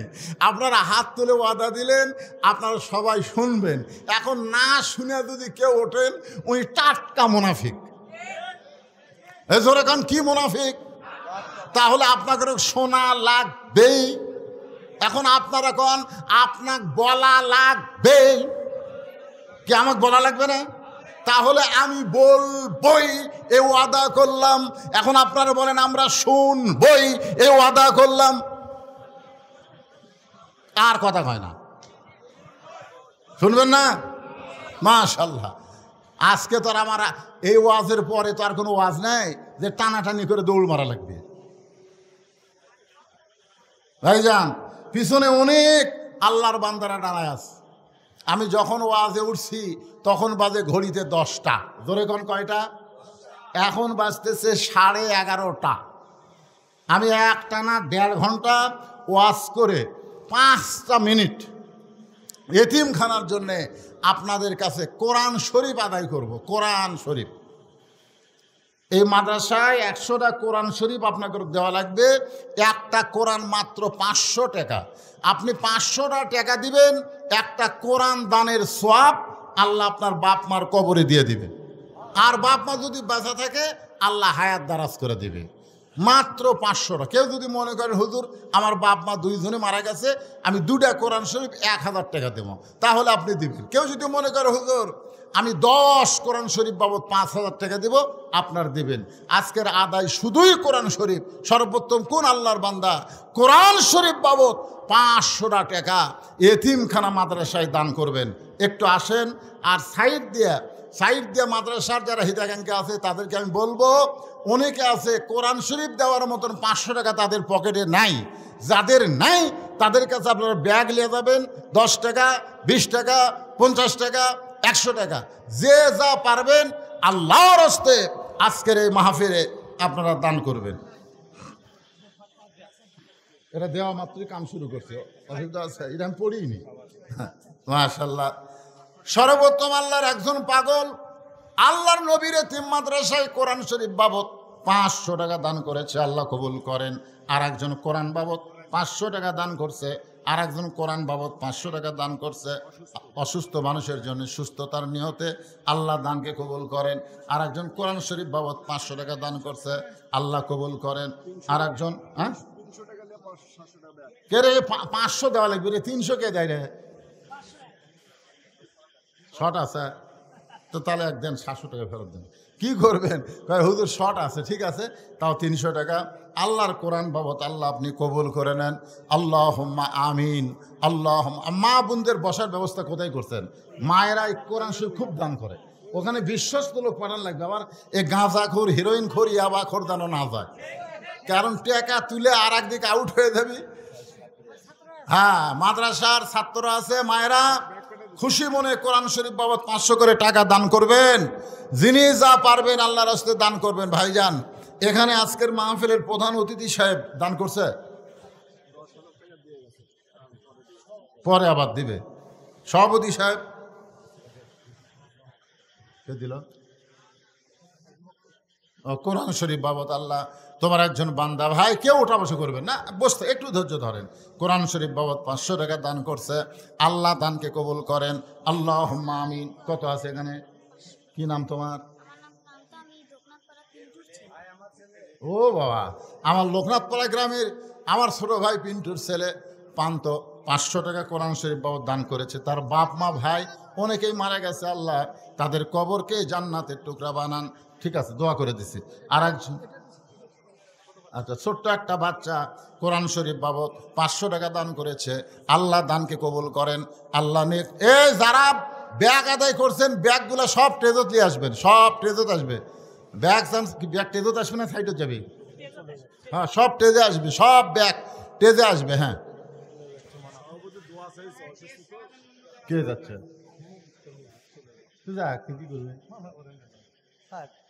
ও আদা করছে হাত তুলে, তারপরে যদি চায় তারা কি মুসলমান হয়ে যাচ্ছে? তাই ومن الناس من يقول آمنا بالله وباليوم الآخر وما هم بمؤمنين। আল্লাহ আরেকজন কোরআন শরীফ বাবদ 500 টাকা দান করছে। আল্লাহ দানকে এই পিছনে যারা দাঁড়িয়ে আছেন এই সুযোগে আপনারা বসেন না কেন? আরে মূল ওয়াজ তো বাকি আছে। শিক্ষামন্ত্রী হযরত আলী তাকবীর দিছে, আর খলিফা হযরত ওমর জেলখানাত বন্দি করছে। কি জানার দরকার আছে না নাই? যেরকম হ্যাঁ, আর একজন আল্লাহর বান্দা কোরআন শরীফ বাবদ 500 টাকা দান করেছে। আল্লাহ দানকে কবুল করেন। আল্লাহ যে নিয়তে দান করছে নেক নিয়ত নেক আশা কবুল করেন। সকলেই বল আল্লাহুম্মা আমিন। সবাই একটু জিকির করেন, সবাই মহব্বত একটু জিকির করেন। লা ইলাহা ইল্লাল্লাহ, লা ইলাহা ইল্লাল্লাহ, লা ইলাহা ইল্লাল্লাহ, লা ইলাহা ইল্লাল্লাহ, লা ইলাহা ইল্লাল্লাহু মুহাম্মাদুর রাসূলুল্লাহ সাল্লাল্লাহু আলাইহি সাল্লাম। আপনি মাদ্রাসার কি পদে আছেন? তাই সভাপতি সব দিচ্ছেন, আগে দিচ্ছেন। এখানে আদায় করবার চাই মানে মাহফিলের ক্ষতি করা। এরা আগে আদায় করছে। আমার ভাই আবার আমার হাতত দেওয়ার জন্য 4টা কোরআন শরীফ বাবদ 2000 টাকা দান করেছে। আল্লাহ তার দানকে কবুল করেন। আপনার আগেই দিচ্ছেন? হ্যাঁ দিচ্ছেন আগে দেন, তাহলে মানুষ চলে গেলে তখন দিলাম আছে। জনগণ কে বুঝলো সেটারই কি দিল? কেউ যাবে না ইনশাল্লাহ, কেউ যাবে না। একটু গরম তো, অসহ্য গরম। আমার দিকে ফ্যান করে দিছে, তারপরে আমি ঘামতেছি। আর আপনাদের ফ্যান বাতাস কিছুই নাই ভাই। তারপরে ঘন্টার পর ঘন্টা বসে আছেন। এই পিছনের দাঁড়ানোগুলা বসা যাবে? বসলি সোয়াব, বসো।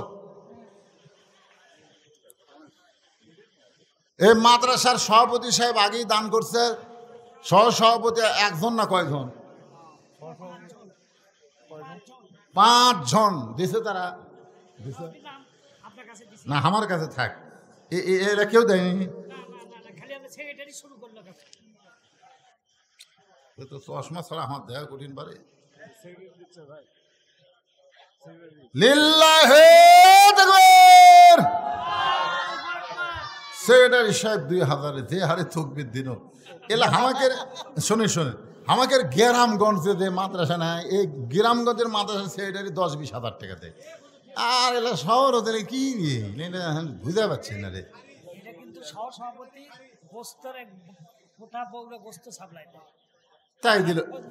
তাই দিল 2000। আমি কষায়ের বিরুদ্ধে ওয়াজ করছি দেখে রাগ করছি। 1 নম্বর ইউসুফ আলী মিয়া প্রধান উপদেষ্টা আছে না? গেছে, চলে গেছে, দেয়নি, আসেনি। ধরেন সেক্রেটারি 2000 টাকা নেন, আল্লাহ কবুল করেন। নাম হলো সাইফুর রহমান রিঙ্কু। আচ্ছা, জেলা আসেনি, শিলা নাম এটা আমাকে দিচ্ছেন কি জন্যে? হারুন রশিদ সাংবাদিক সাহেব আইছে। আলহাজ ডাক্তার মোহাম্মদ সুলাইমান আলী টাকা দিছে। মোহাম্মদ ইমদাদ হোসেন জেহাদি, মোহাম্মদ আবিদুর রহমান খান চৌধুরী, জনাব বাদল মণ্ডল, কমিটির সদস্যবৃন্দ হামিদুল হক রতন সভাপতি, ইমাম মৌলানা আবু রাজি, জনাব মোহাম্মদ ইনাল হক রঞ্জু, জনাব মোহাম্মদ মাসুম চৌধুরী, আলহাজ মোহাম্মদ ফজলু সর্দার, জনাব মোস্তাফিজুর রহমান সানা, আলহাজ আব্দুল হাই বুলবুল, জনাব মোহাম্মদ আশরাফুল ইসলাম, জনাব খন্দকার রেজাউল হক, জনাব মিনার হোসেন, জনাব মাহফুজুর রহমান বুল্লা, আনিসুর রহমান আনিস, জনাব আজাদুর রহমান আসাদ, আলহাজ মমতাজ উদ্দিন, জনাব মোহাম্মদ আলমগীর হোসেন, মোহাম্মদ আব্দুল হামিদ মন্টু, জনাব হারুন রশিদ রতন, জনাব রেজাল করিম রেজা, জনাব মোবারক হোসেন, জনাব রাসেল খান একেবারে জিব্রাইল, এগুলা খালি নাম দিছেন, কাম হলো না। দিছে? ও আচ্ছা আচ্ছা, দিছে দিছে, যাই হোক, চাল দিছে, ডাল দিছে, দিছে তো। আর আদায় না, এখন চলে যাব আলোচনা। এই আলোচনার আগে সবাই একটু জিকির করে মনটা একটু ফ্রেশ করে নেন। লা ইলাহা ইল্লাল্লাহ, লা ইলাহা ইল্লাল্লাহ, লা ইলাহা ইল্লাল্লাহ, লা ইলাহা ইল্লাল্লাহ মুহাম্মাদুর রাসূলুল্লাহ সাল্লাল্লাহু আলাইহি সাল্লাম। সঙ্গে সঙ্গে ছোট বাচ্চা হযরত আলীর হাত ধরে বলতেছে, হযরত আলীর মতন শিক্ষামন্ত্রী যদি আমার বাবার পক্ষ নেয়, দুনিয়ার কোনো উমর আমার বাবাকে জেলখানায় বন্দি রাখতে পারবে না। সুবহানাল্লাহ বলেন না। আপনারা কি মনে করেন হযরত আলীর এলেম বেশি না কম? কেমন বেশি? আনা মাদিনাতুল ইলমে ওয়া আলী বাবুহা, রাসূল বলেছেন আমি হলাম এলেমের শহর, আলী হচ্ছে তার দরওয়াজা। সব ধরনের এলেম হযরত আলীকে আল্লাহ দিয়েছেন, যার কারণে শিক্ষামন্ত্রী। তোরে কান সুবহানাল্লাহ। হ্যাঁ, খালি এক ধরনের এলেম নিয়ে তুমি শিক্ষামন্ত্রী হও, যার কারণে জেনারেল শিক্ষার দাম হয়, আর হাফিজি মাদ্রাসায় এতিমখানা ভিক্ষা করে চালান লাগে। জোরে কোন কথা ঠিক কিনা? শিক্ষামন্ত্রীর মধ্যে যদি কোরআনের শিক্ষা থাকতো, তাহলে প্রাইমারির আগে এইগুলা মাদ্রাসার মূল্যায়ন হতো। জোরে কোন কথা ঠিক কিনা? প্রাইমারি শিক্ষা করা হলো নফল, আর কোরআন শিক্ষা করা হলো ফরজ। ভাগ্য খারাপ, আমরা যদি আল্লাহর কোরআনের সমাজ পাই, তখন বুঝবো শিক্ষামন্ত্রী কারে কয়। কথা ঠিক কিনা বলেন? খায়রুকুম মান তাআল্লামাল কোরআন ওয়া আল্লামাহ, ওই ব্যক্তির চাইতে সম্মানী দামি আর কেউ নাই যে আল্লাহর কোরআন শিখেছে, অপরকে কোরআনের শিক্ষা দেয়। এখন ছোট বাচ্চা হযরত আলীর হাত ধরেছে। হযরত আলী ওমর ফারুকের দরবারে, ওমর ফারুক মেম্বরে বসেছিলেন। মেম্বর থেকে দাঁড়িয়ে বললেন, ওগো আল্লাহর শিক্ষামন্ত্রী। সুবহানাল্লাহ বলেন। কার শিক্ষামন্ত্রী? ওগো আল্লাহর শিক্ষামন্ত্রী, আপনি কেন আমার কাছে আইছেন? আমি ওমরকে ডাকলে আমি আপনার কাছে যাইতাম। সুবহানাল্লাহ। কারণ আল্লাহ নবীর পরে হযরত আলীকে প্রত্যেকটা সাহাবী ওস্তাদের মতন সম্মান করতেন। আপনারা বলেন তো, ইসলামে ওস্তাদের সম্মান কম না বেশি? এইবারই খালি প্রথম দেখলাম জামিল মাদ্রাসায় ছাত্ররা হুজুরের বিরুদ্ধে আন্দোলন করলো। ধরে কোন কথা ঠিক না? আমি কিন্তু ছোটবেলায় জামিলের ছাত্র ছিলাম। কওমি মাদ্রাসা, হাফিজি মাদ্রাসার ছাত্ররা হুজুরের বিরুদ্ধে আন্দোলন করতে পারে, এইবারই প্রথম দেখলাম। মানে আমাদেরকে এমন শাসন এবং শিক্ষা দেওয়া হয়েছে যে আমরা সম্মানের ক্ষেত্রে হুজুরের চেহারার দিকে তাকায় কথা বলতে পারিনি, সবসময় কথা বলেছি নিচের দিকে তাকায়া। কারণ ইসলামে ওস্তাদের সম্মান আছে। ধরে কোন কথা ঠিক? কথা কন না কেন? কথা কন। এটা আইজুল হক কলেজের শিক্ষক না, ছাত্র না। মাঝে মধ্যে ছাত্র শিক্ষককে ধাবার দেয়। জোরে কোন কথা ঠিক কিনা ভাইজান? ইসলামে ওস্তাদের সম্মান, যার কারণে হযরত ওমর বলতেছেন, আপনি কেন কষ্ট করে আমার কাছে আইছেন? আমি আপনার কাছে যাইতাম। এটা হযরত ওমর বলার সঙ্গে সঙ্গে ওই ছোট্ট ছেলেটা এক দৌড়ে গিয়া ওমর ফারুকের কপালে চুমা খাইছে। কোন ছেলে? কোন ছেলে? ওই বেদুইন সাহাবী যাকে কারাগারে বন্দি করছে, তার ছেলে উমর ফারুকের কপালে চুমা খায় বলতেছেন, আপনার মতন মহামানব আমি দুনিয়াতে দেখি নাই। রাতের অন্ধকারে যখন কান্না করেছিলাম, তখন আপনিই তো আমাকে কান্দে করে আমার বাবার জেলখানার দরজা পর্যন্ত পৌঁছায়া দিছেন। সুবহানাল্লাহ খান।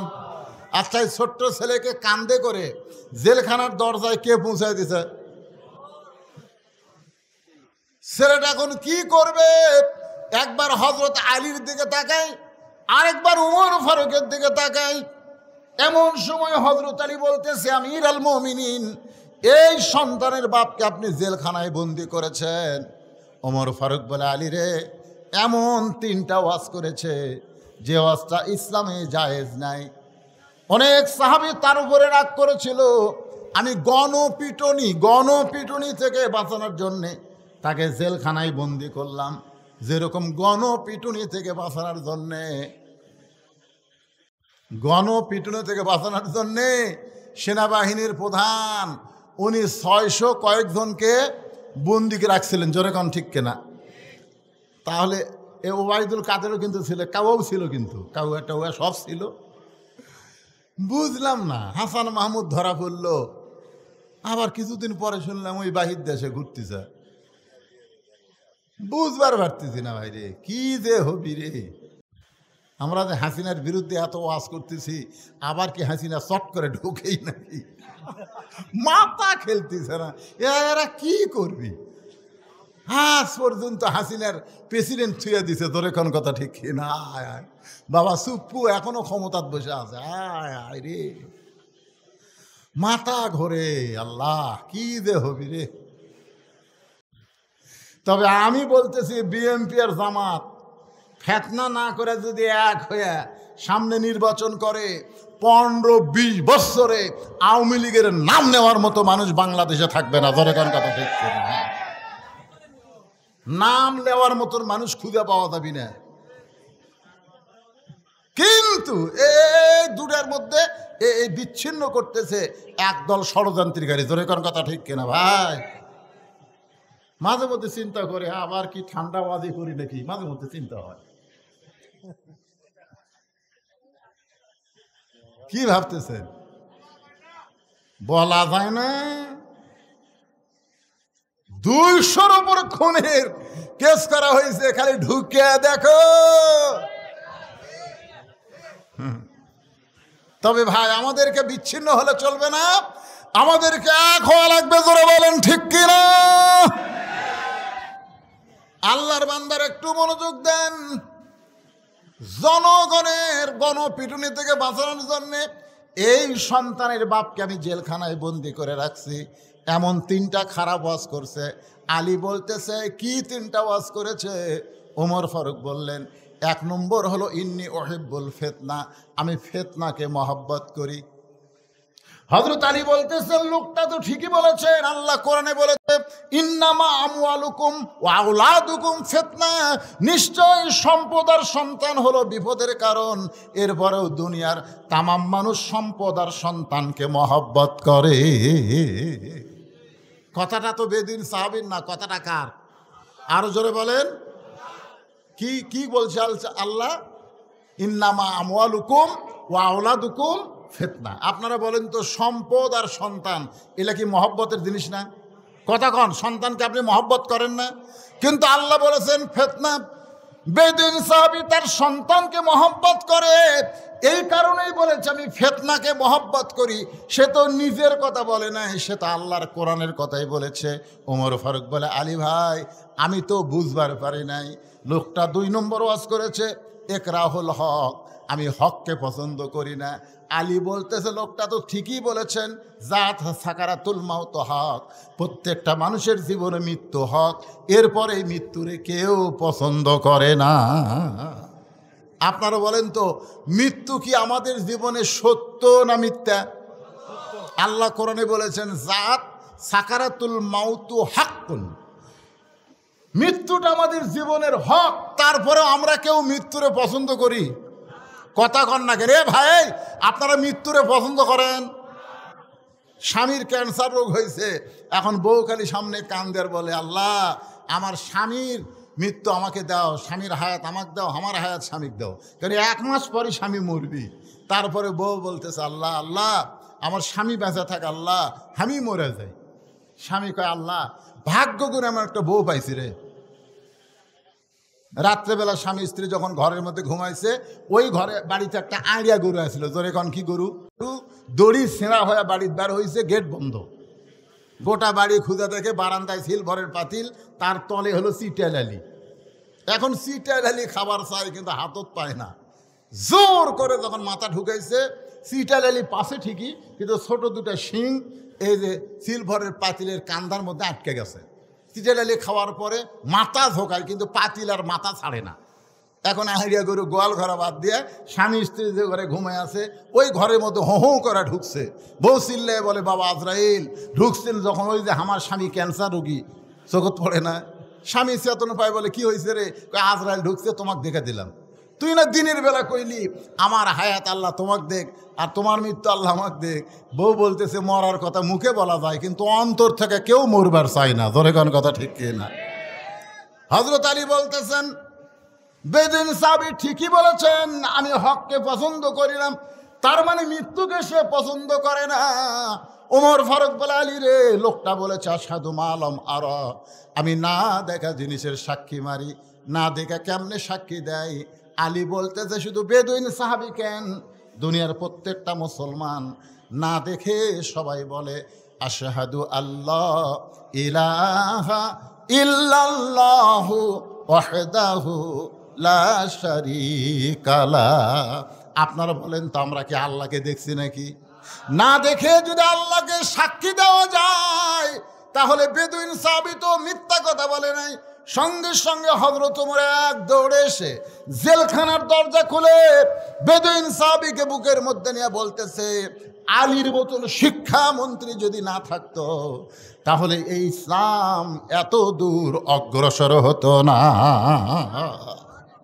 এজন্য ভাইজান, আমাদের সামনে শিক্ষামন্ত্রী, আমাদের এমন একজন মানুষকে চাওয়া দরকার যে সব দিক দিয়েই জ্ঞানী। ধরে কোন কথা ঠিক?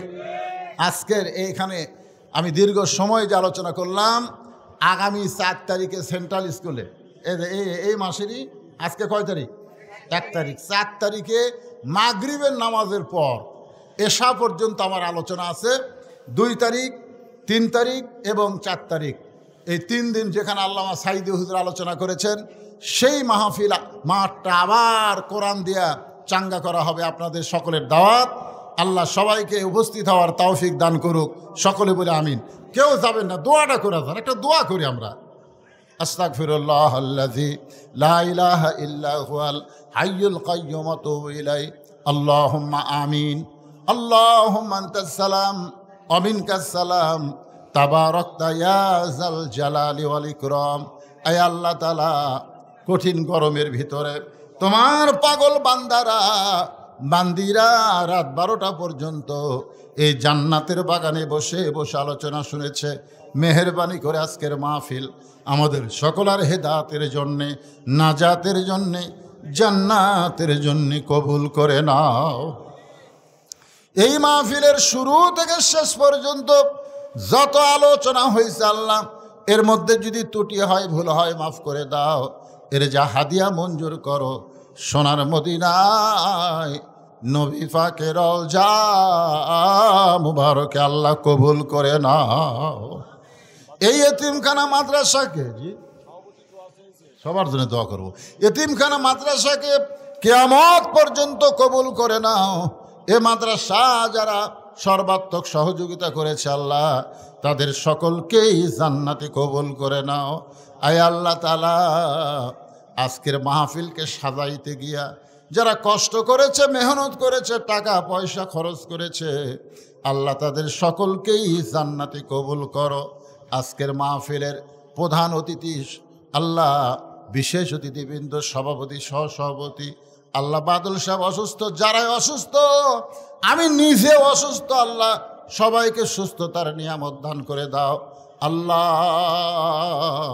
আমার মা বোনেরা পর্দার অন্তরালে বসে বসে ওয়াজ শুনেছে, আবিদা সালেহা পর্দা নিশি কবুল করে মা ফাতেমার চরিত্র দান করে দাও। আল্লাহ, এই বগুড়াবাসীকে আল্লাহ তুমি কবুল করে নাও। আল্লাহ, আল্লাহ, আমি গুনাহগার বলে দোয়া ফিরাই দিও না। আল্লাহ, যে যা নিয়ত করে হাত তুলেছে আল্লাহ সকলের নেক নিয়ত নেক আশা কবুল করো। আল্লাহ, 4 জন মাদ্রাসার হাফেজ সাহেবের মাথায় পাগড়ি পরানো হয়েছে, আল্লাহ তাদেরকে হক্কানে হাফেজ আলেম হিসাবে কবুল করে নাও। এই মাদ্রাসাকে কবুল করো। মাদ্রাসার মহতামি, মাদ্রাসার ওস্তাদ, মাদ্রাসার তালবে ইলম, মাদ্রাসা কমিটির সভাপতি, সহসভাপতি, সেক্রেটারি, কেশিয়ার, মাদ্রাসার সদস্য, দাতা সদস্য, আল্লাহ সকলকেই তুমি কবুল করে নাও আল্লাহ। সুবহানা রাব্বিকা রাব্বিল ইজ্জাতি আম্মা ইয়াসিফুন ওয়া সালামুন আলাল মুরসালিন আলহামদুলিল্লাহি রাব্বিল আলামিন। ওয়াজাল আখিরা কালিমাতুনা ইনদাল মাউত। সকলে পড়েন লা ইলাহা ইল্লাল্লাহু মুহাম্মাদুর রাসূলুল্লাহ সাল্লাল্লাহু আলাইহি সাল্লাম। আসসালামু আলাইকুম ওয়া রাহমাতুল্লাহি ওয়া বারাকাতুহু।